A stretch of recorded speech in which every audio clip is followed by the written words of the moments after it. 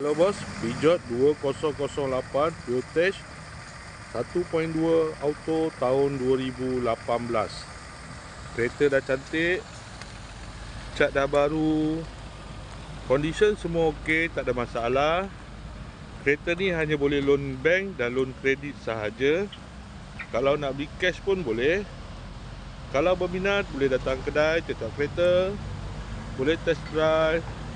Kereta ni accident free, boleh jalan jauh, tak ada masalah. Jom kita tengok bahagian dalam.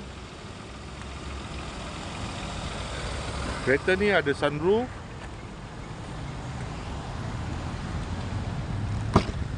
Dalam masih cantik lagi, leather seat.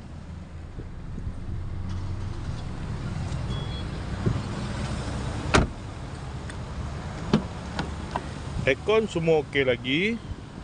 Aircon sejuk.